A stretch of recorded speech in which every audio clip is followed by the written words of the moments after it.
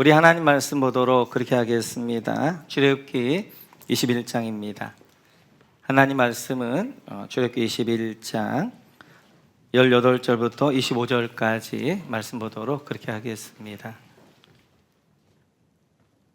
출애굽기 25장 18절에서 25절 우리 같이 한 목소리 읽도록 그렇게 하겠습니다. 사람을 유괴한 자는 죄송합니다. 같이 다시 시작.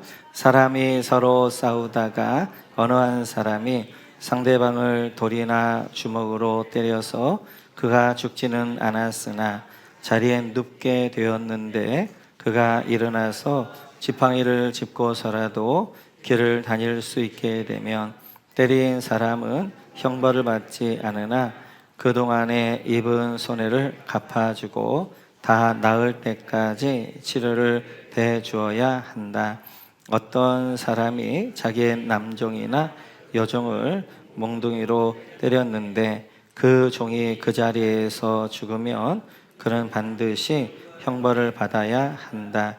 그러나 그들이 하루나 이틀을 더 살면 주인은 형벌을 받지 않는다. 종은 주인의 재산이기 때문이다.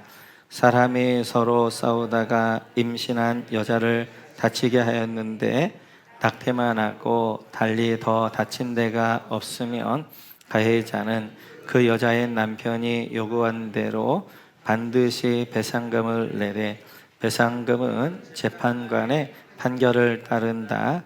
그러나 그 여자가 다쳤으면 가해자에게는 목숨은 목숨으로, 눈은 눈으로, 이는 이로, 손은 손으로, 발은 발로, 화상은 화상으로, 상처는 상처로, 멍은 멍으로 갚아야 한다.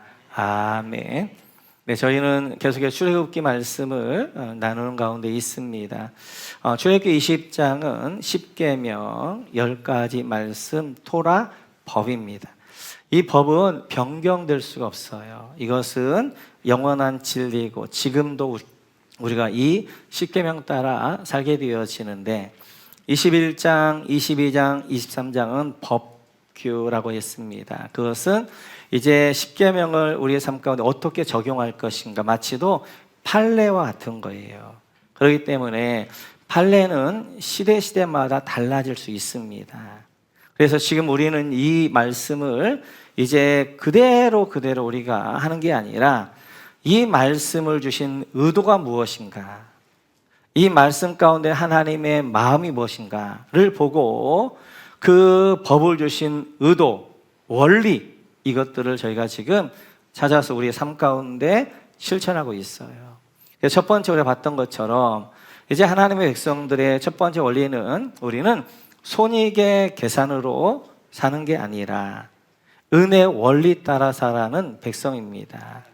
그래서 이것이 나에게 손해냐 이익이냐 이게 기준이 아니라 하나님께 받은 은혜를 내가 어떻게 이 은혜를 가지고 이제 흘려보내야 될 것인가, 이것이 기준이 되어져야 된다라고 말씀을 드렸고요. 오늘 두 번째 원리에 대해서 우리가 한번 살펴볼 터인데 같이 한번 우리 12절 말씀 보도록 그렇게 하겠습니다. 12절입니다. 같이 읽습니다. 사람을 때려서 죽인 자는 반드시 사형에 처하여야 한다. 여러분, 죽인 자는, 사람을 때려 죽인 자는 밑줄 그어주시고 사형에 처하여야 한다. 그래서 폭력에 대한, 특별히 사형, 이제 살인에 대하여서 살인한 사람 반드시 죽여야 된다라고 말씀하고 있고요. 15절 같이 한번 보겠습니다. 같이 시작. 자기 부모를 때린 자는 반드시 사형에 처하여야 한다. 자기 부모를 때린 자 밑줄 그어주시고 사형에 처하여야 한다. 밑줄 그어주시고 자기 부모를 때린 자 사형에 처해야 된다. 그러니까 부모를 죽였을 때 사형에 처하는 것이 아니라 때리기만 해도 사형에 처해야 된다. 근데 일부 때 막 아빠를 때리더라고요.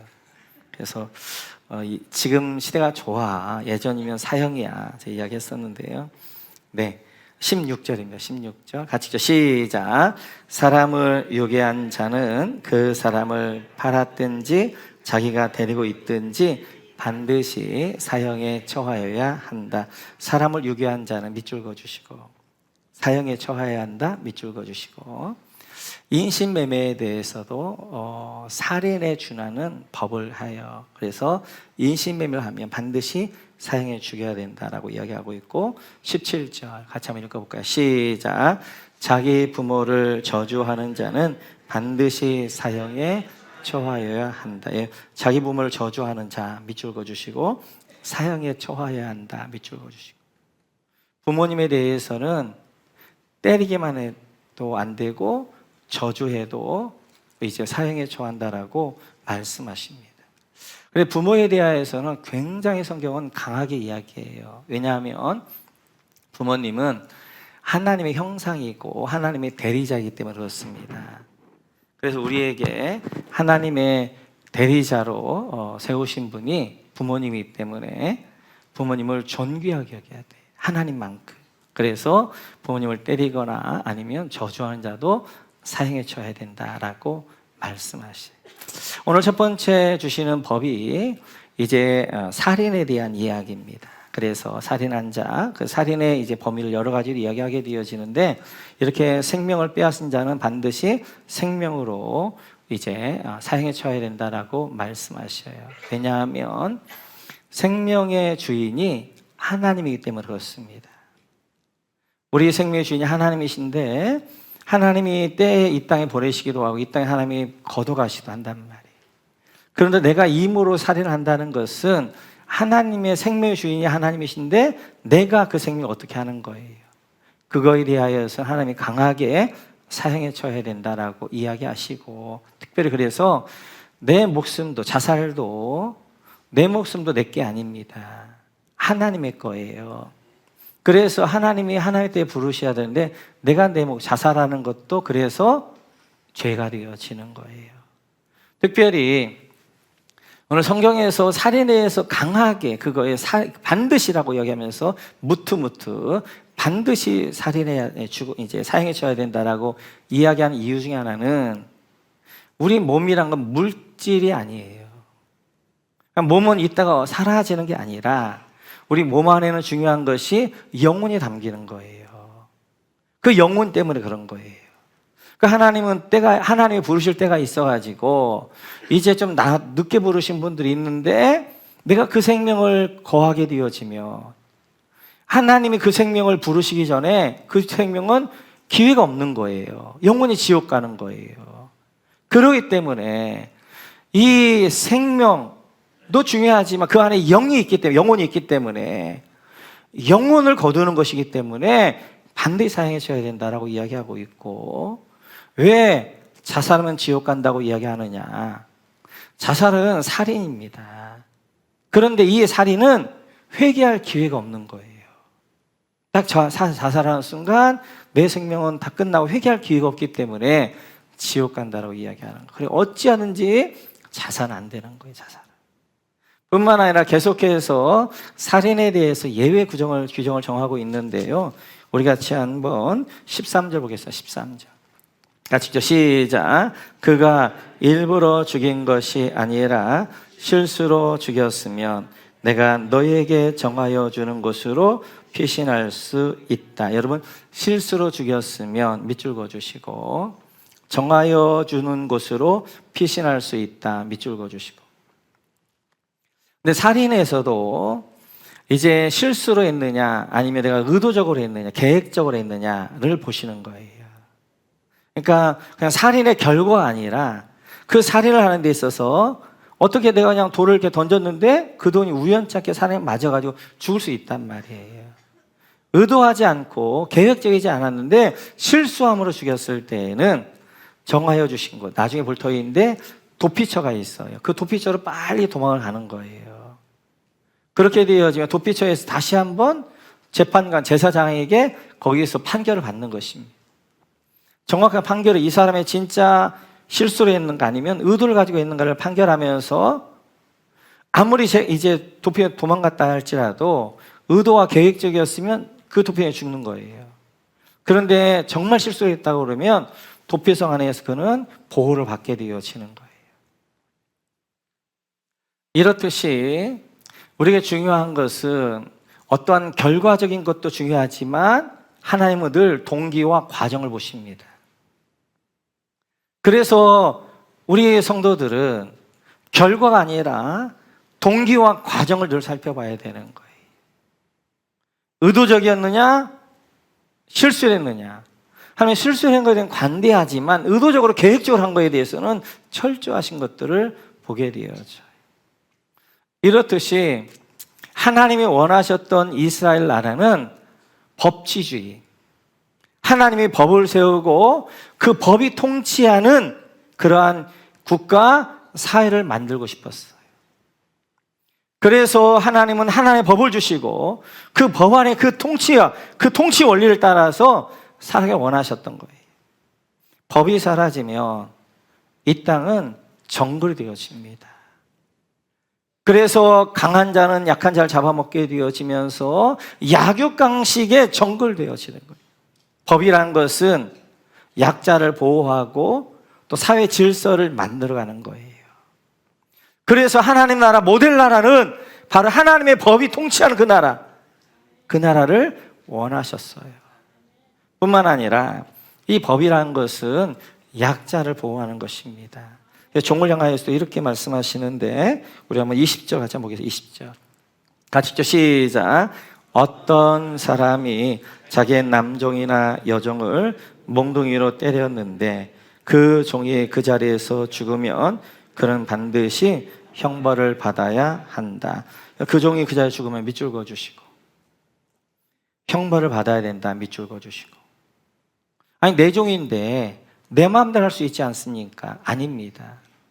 종의 생명도 종의 인권도 하나에 보호하시는 거예요. 종을 때려서 죽였을 때는 그거에 대한 책임을 져야 돼요. 그래서 형벌을 받아야 돼요.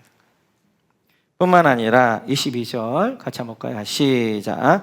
사람이 서로 싸우다가 임신한 여자를 다치게 하였는데 낙태만 하고 달리 더 다친 데가 없으면 가해자는 그 여자의 남편이 요구한 대로 반드시 배상금을 내되 배상 금액은 재판관의 판결을 따른다. 사람이 서로 싸우다가 임신한 여자를 다치게 하였는데 밑줄 그어주시고 그 뒤에 반드시 배상금을 내되 밑줄 그어주시고 배상 금액은 재판관의 판결을 따른다. 밑줄 그어주시고 이렇게 이제 둘이 막 말다툼하고 싸우다가 어떻게 이제 뭐 하다가 그 임신한 여인이 이제 낙태하거나 이런 것, 그래서 낙태에 대해서 굉장히 강하게 이야기하는 거예요. 그래서 이제 그랬을 때 그 태중의 아이도 생명을 보는 것입니다. 성경. 그래서 그 태중의 아이를 상하게 했을 때는 이제 배상금을 내야 되는 거예요. 그런데 피해를 본 사람은 많이 부를 것이고 피해한 사람은 적게 할 것이고 그러니까 하나님께서는 재판관, 제사장에 가서 제사장이 판결을 내리는 거예요. 들어보고 그래서 여기서 이제 뭐가 나오냐면 판사의 재판이 나오는 거예요. 다 들어보고 그 다음 거기에 적절한 배상금을 판결하기 위해 그 판결대로 해야 된다라고 말씀하십니다. 지금부터 3,500년 전에 이스라엘에 주셨던 법이에요. 굉장한 법이에요. 굉장히 법. 그래서 철저한 인권 중심, 약자 보호, 하나님의 법칙 가운데 그 나라가 통치되어지기를 원하셨어요. 그래서 이렇게 약자에게도 이렇게 보호하면서 그 나라가 정말 하나님이 원하셨던 모델 나라로 세워져 가기를 원하셨습니다. 뿐만 아니라 이제 거기에 대하여서 율법의 아주 이제 기본이라고 할 수 있는 것들을 말씀하게 되어지는데 우리 한번 23절 25절까지 볼까요? 시작. 그러나 그 여자가 다쳤으면 가해자에게는 목숨은 목숨으로, 눈은 눈으로, 이는 이로, 손은 손으로, 발은 발로, 화상은 화상으로, 상처는 상처로, 멍은 멍으로 갚아야 한다. 23절 보면 목숨 목숨으로 밑줄 그어주시고 눈은 눈으로, 이는 이로, 손은 손으로, 발은 발로 밑줄 그어주시고 그리하여서 그 사람이 생명은 생명으로, 눈은 눈으로 갚고, 이는 이로 갚고 이제 그렇게 말씀하게 되어 이 말씀이 동해보복법이라는 거예요. 그 사람이 나에게 해를 입힌 만큼 나도 갚아주는 것, 보복해주는 것, 그걸 동해보복법이다, 이렇게 이야기합니다. 이 본문을 많은 분들이 오해해가지고 좀 하나님 잔인하지 않나, 어떻게 그 사람이 이를 뿌렸다고 그 사람에게 다시 이를 그만큼 뿌려뜨려라 라고 이야기할 수 있느냐라고 말하는 분들 계십니다. 이 동해보복법을 더 정확하게 얘기하면 보복제한법이라고 할 수 있어요. 그러니까 이제 그대로 이제 이렇게 하라는 것은 보복을 하는 것들을 하나님이 제한하려고 하는 장치입니다. 왜냐하면 사람은 감정의 동물이에요. 그래서 이제 말다툼 왔다가 오늘 갑자기 그 사람이 날 탁해가지고 만약 이빨 하나 부러뜨렸다 이거예요. 코피만 하나 나도 사람은 혈기가 나오는 거예요. 화가 나는 거예요. 그래서 감정이 확 올라오는 거예요. 그래서 옆에 있는 몽둥이를 가지고 그 사람을 패 죽여도 속이 시원치 않는 거예요. 그래서 그 사람을 죽였어요. 그럼 그 종족이 또 이 종족의 집안을 죽여요. 그럼 이 종족은 또 그 집안을 종족을 해요. 그래서 이 폭력의 보복의 악순환이 계속 이 땅 가운데 이루어지는 거예요. 그 보복의 악순환들을 끊는 게 이거예요. 그래 법적으로 정해놓는 거예요. 그 사람이 너에게 해를 입힌 만큼 너도 그를 그만큼만 해를 입혀라. 그 말은 감정적으로 대하지 말고 법적으로 이성적으로 말씀에 따라서 대하라 라는 말씀이 되어지는 거예요. 어떤 사람이 나를 이제 이야기하다 화가 나가지고 이빨을 부러뜨렸어요. 그러면 나는 그때 확 화가 나지만 나는 옆에 있는 몽둥이로 때려 그 사람을 죽이고 싶지만 그 성경에 말씀 뭐라고 하는 거예요? 그가 이를 뿌렸으면 너도 이만 뿌려뜨리라는 거예요. 그것도 내가 결정하는 게 아니라 재판관에 가는 거예요. 제사장에 가가지고 이 사람이 나에게 이렇게 해를 입혔습니다. 그때 재판관이 제사장이 결정하면 너도 그만큼 해를 입혀라. 그러면 그 사람의 이빨이 부러진 만큼 부러뜨리는 거예요. 그래서 폭력은 굉장히 강한 힘을 가지고 있습니다. 그래서 이 폭력의 악순환이 되어지는 거예요. 보복의 악순환이 되어지는 거예요. 이걸 한번 끊는 게 뭐냐면 이 동해보복법. 그래서 더 정확한 말로는 보복제한법이라고 할 수 있는 거예요. 그래서 이제 어떤 일을 할 때 감정적으로 하지 말라는 거예요. 철저하게 말씀의 기준에서, 법의 기준에서 행하라는 거예요. 그래서 하나님의 백성들의 두 번째 원리는 우리 더 이상 감정대로 어떤 일을 행하는 것이 아니라 말씀의 기준에서, 말씀의 기초에서, 하나님의 법에 따라서 행하는 것이 하나님의 백성들이 되어지는 거예요. 여기에서 하나님의 진짜 의도는 네가 저 사람이 너에게 해를 입힌 일을 갚아주어라가 아니라 용서해 주라는 거예요. 용서해 주라. 그 사람과 말다툼 가운데 어떻게 이제 하다가 그냥 해가지고 이빨 하나 부러뜨렸어요. 그러면 그 이빨을 부러뜨리기 때문에 그걸 하기 위해서 재판관에 가서 판결을 받아야 되는 거예요. 시간을 두는 거예요. 시간을 두는 거. 그래서 이제 분노가 확 일었는데 가라앉히게 하는 거예요. 그래서 참으린 자 3번만 하게 되어지면 혈기를 안 부리는 것입니다. 어떤 사람이 그랬대잖아요. 이제 늘 아내하고들 싸움이 있는 거야. 그래서 아내가 막 잔소리하면 이 남편이 어떻게 하는 거예요? 막 분노에 화가 돼가지고 그러다 보니까 막 이제 그냥 이혼의 직전까지 간 거예요. 그래서 한 현인을 찾아가는 거예요. 그랬더니 남편이 하나를 주는 거예요. 아내가 막 말하고 할 때 이 물을 주면 이 물을 이제 입에 3초만 담고 있으라는 거예요. 그래서 입에 이제 막 아내가 막 잔소리하고 막 이러는데 분노 막 일어나는데 그 물을 3초만 입에 넣어가지고 3초만 있었어요. 그랬더니 분노가 사라지면서 이게 혈기가 아니라 사라지는 거예요. 그걸 찾아가가지고 아니 이 물이 어떤 효력이 있기 때문에 우리 부부싸움을 멈추겠습니까? 물이 효력이 있는 게 아니라 잠시 멈춘 거예요. 거기서 막 화를 내는데 막 분노하는데 내가 정말 참아줬더니 그게 가라앉히면서 되는 거예요. 마찬가지 이 법이. 그래서 하나님은 네가 그렇게 이제 이빨이 부러지니까 좋더냐?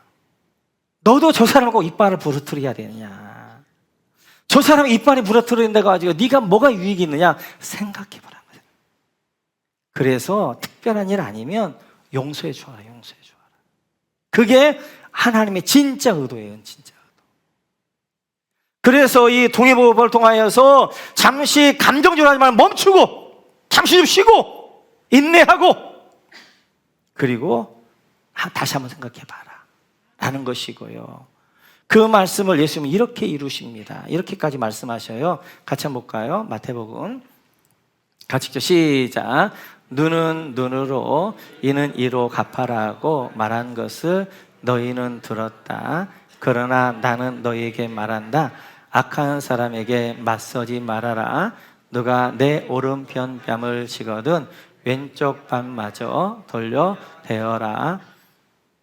네. 그러면서 이제 우리 예수님께서는 한 발 더 나가시는 거예요. 이제 이로 눈은 눈으로 들었지만 예수님이 새로운 이제 산상수훈의 새로운 말씀을 주시는 거예요. 악한 사람에게 맞서지 말고 그 사람이 오른쪽 뺨을 때리면 왼쪽 뺨도 돌려대라는 거예요. 여기서 오른쪽 뺨이라는 말은 대부분의 모든 사람들이 오른손잡이입니다. 오른손잡이기 때문에 오른손으로 뺨을 때리면 왼편 뺨이 맞는 거예요. 오른쪽 뺨이라는 것은 이렇게 때린 거예요. 이렇게. 이스라엘의 가장 모독은 뭐냐면 이렇게 때리는 것입니다. 그걸 지금 예수님께서 염두에 두신 거예요. 가장 모욕적으로 때리는 거예요. 모욕적으로. 대중 앞에서. 너에게 그 사람의 모욕을 줬다 할지라도 그 사람에 맞서서 하지 말고 너는 왼쪽 뺨까지 돌려대라 라고 말씀하시는 거예요. 그러니까 구약의 하나님의 의도는 그 사람이 너에게 해를 입혔다고 너도 그렇게 하지 말고 가능하면 좀 용서해 주어라 라는 거였는데 예수님은 한 단계 더 나가는 거예요. 적극적으로 사랑하라는 거예요. 그를 축복하라는 거예요. 여러분 그럴 수 있어요? 저도 안 됩니다. 저도. 그 사람이 나에게 한 것보다는 더 갚아주고 싶고 더 원수 갚고 싶고 그 사람이 한 것만큼만 내가 원수를 갚아도 성인이에요. 성인. 그런데 어떻게 예수님이 말씀하신 거예요? 그 사람이 나에게 아무리 악한 것을 했다 할지라도 내가 다시 더 그 사람에게 선을 베풀고 사랑하고 위해 기도해 주겠습니다. 안 돼요, 안 돼. 그래서 말씀 앞에 서게 되어지면 우리 모두가 할 수 있는 단 하나의 고백은 하나님 나는 죄인입니다. 나는 죄인입니다. 나는 말씀대로 할 수 없습니다. 나는 고백할 수밖에 없는 그거예요. 누가 하나님 앞에 감히 얼굴을 들고 나는 일주일에 2번 이제 금식합니다. 이제 소산 11절 드립니다. 누가 그럴 수 있어요? 그런 사람은 십자가를 하나님의 사랑을 모르는 사람이에요. 말씀을 제대로 모르는 사람이에요. 하나님의 말씀을 제대로 아는 사람은 하나님의 감히 얼굴을 땅에 하늘을 향해 못 대고 하늘에 가슴을 치면서 하나님 나는 죄입니다. 나는 죄입니다. 이렇게 고백하는 거예요. 고백하는 거. 그래서 말씀 앞에 누구도 고개를 빳빳하게 둘 수 있는 사람이 없어요. 모두가 다 말씀 앞에서 하나님 법 앞에서는 고백할 수 있는 유일한 고백 하나님 나는 죄인입니다. 나는 내 의로 구원받을 수 없습니다. 나는 하나님 앞에 내어놓을 게 아무것도 없습니다. 가난한 마음. 그래서 예수님이 말씀하실 때 가난한 마음이 복이 있다는 것은 하나님 앞에 내 의를 좀 내놓고 싶어요. 내가 뭔가 하나님 앞에 잘하고 싶어요. 근데 내 속을 보니까 자랑할 게 하나도 없는 거예요. 내 속을 온갖 오물로 쓰레기로 가득한 거예요. 하나님 내놓을 좋은 게 하나도 없는 거예요. 그래서 그분 앞에 주님 제가 주 앞에 내놓을 게 하나도 없네요. 나는 죄입니다. 나는 연약한 자입니다. 나는 십자가의 은혜만이 필요한 자입니다. 나는 주의 은혜만이 필요한 자입니다. 라고 고백하는 거예요. 고백. 그래서 바울 사도는 갈라디아에서 이렇게 이야기합니다. 같이 한번 볼까요? 시작. 그래서 율법은 그리스도께서 오실 때까지 우리에게 개인교사 역할을 하였습니다. 그것은 우리로 하여금 믿음으로 의롭다가 하심을 받게 하시려고 한 것입니다. 아멘. 바울 사도는 율법을 뭐라고 말하고 있냐면 하나님의 말씀을 개인교사다. 그렇게 개인교사. 예전에 성경에서는 몽학 선생, 개역 개정에서는 초등교사 그렇게 했단 말이에요. 이 개인교사, 초등교사란 말은 뭐냐 이런 거예요. 로마 시대에는 각 집마다 종이 있는데 종이 젊어서는 힘이 있으니까 힘으로 일을 하는 거예요. 그런데 이제 나이를 먹으면 힘이 없어요. 일을 할 수가 없어요. 그러면 뭐가 되면 내 주인의 아들의 개인교사가 되는 거예요. 개인교사 한다는 건 개인적으로 가르치는 게 아니라 이 주인의 아들을 학교까지 아니면 이제 그 선생님에게까지 모시다 주는 거예요. 그리고 그 선생님에게서 이제 교육을 받고 그냥 밖에서 이제 종은 기다리고 있는 거죠.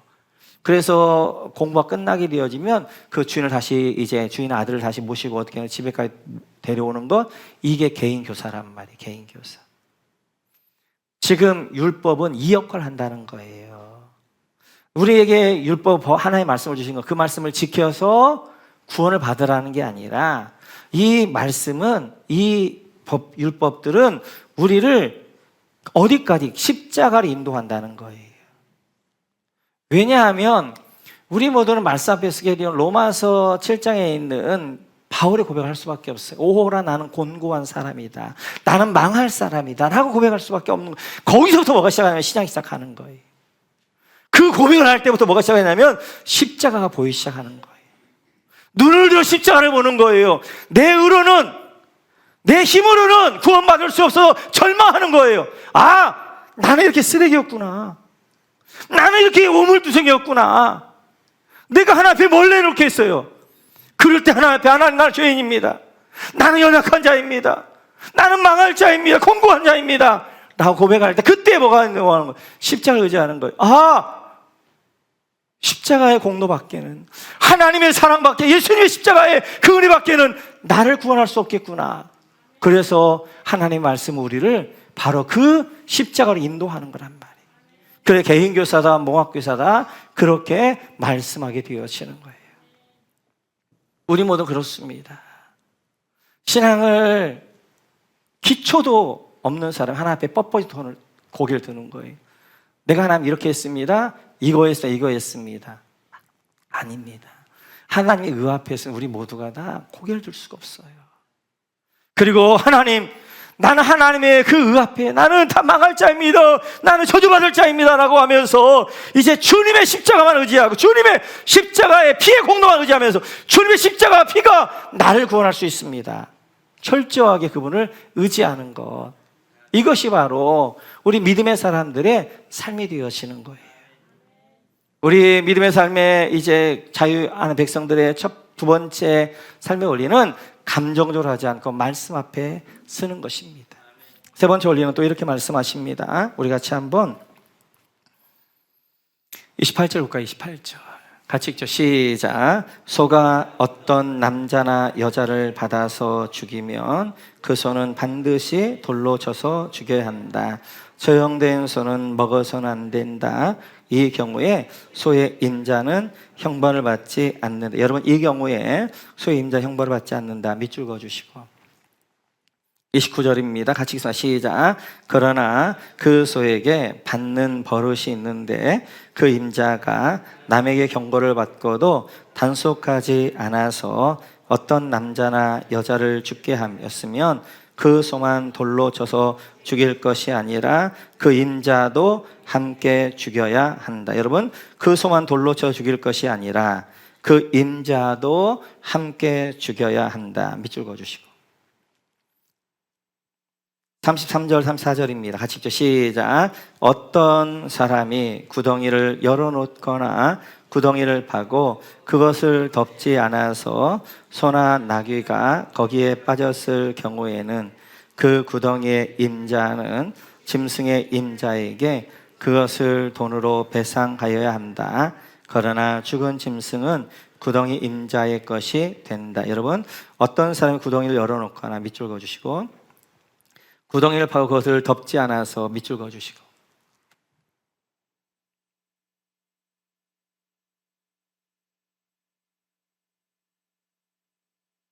오늘 말씀을 보면 소가 어떤 사람을 받았어요. 죽었어요. 그런데 그 판결이 달라요.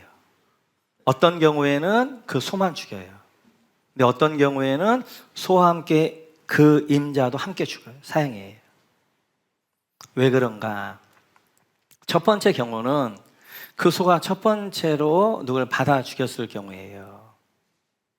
그때는 이제 이 임자에게 책임이 없어요. 소에게 책임이 있는. 그래 소만 죽이는 거예요. 그런데 이 소가 받는 버릇이 있어. 그걸 알아. 부주의해서 어떻게 해요? 이제 이 소가 다른 사람을 죽였으면 소만 책임을 지는 게 아니라 소도 죽이고 임자도 죽이는 거예요. 주인은 책임을 져라는 거예요. 책임을 지라는 거예요. 지금까지 이스라엘 백성들은 종이었어요. 종에게는 책임이 없는 거예요. 종에게는 순종만 있는 거예요. 주인이 시키는 일을 하기만 하면 되는 거예요. 그러나 이제는 이스라엘 백성은 종에서 뭐가 되어진 거예요? 이제는 자유민이 된 거예요. 하나님의 자유 백성이 된 거예요. 자유 백성에게 있는 중요한 것 중에 하나는 자유 백성은 책임을 지는 거예요.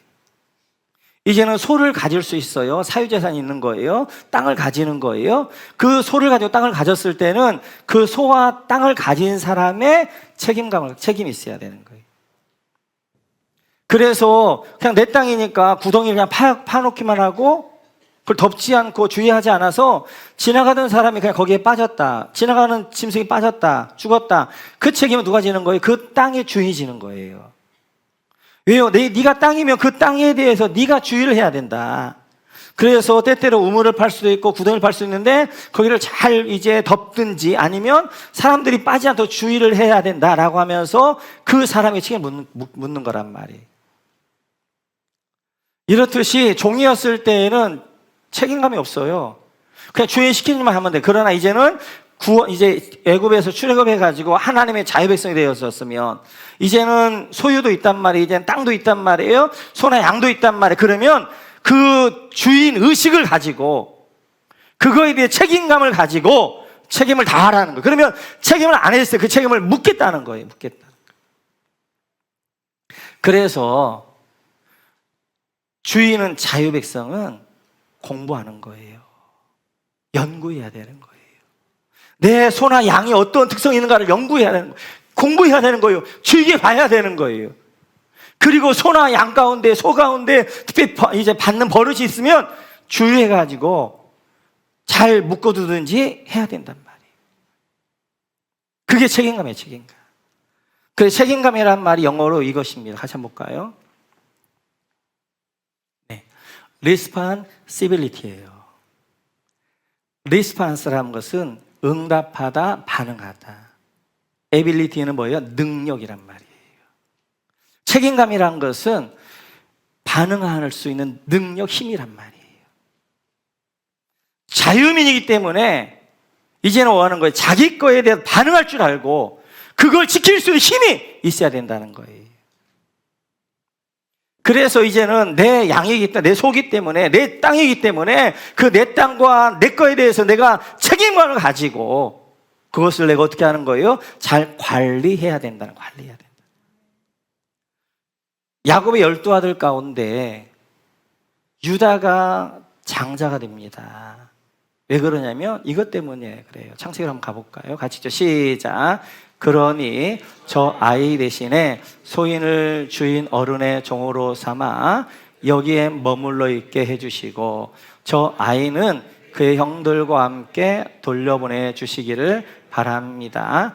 저 아이 없이 제가 어떻게 아버지 얼굴을 뵙겠습니까? 그럴 수는 없습니다. 저희 아버지에게 닥칠 불행을 제가 참아볼 수 없습니다. 유다에게는 책임감이 있었어요. 그래서 이제 요셉이 자기를 숨기잖아요. 베냐민을 데려왔어요. 베냐민의 은잔에서 이제 자루에서 은잔이 나왔어요. 그래서 베냐민을 종으로 삼는다는 거예요. 그야 유다가 책임감을 가지고 뭐라고 하냐면 저 아이 대신에 제가 종이 되겠습니다. 책임감을 가지고 한단 말이에요. 우리가 창세기에 봤던 것처럼 유다에게 있는 이제 장자권을 받는 그러한 것 가운데가 가장 큰 게 책임감이었어요. 자기 동생 요셉을 지키려고 했던 그 책임감.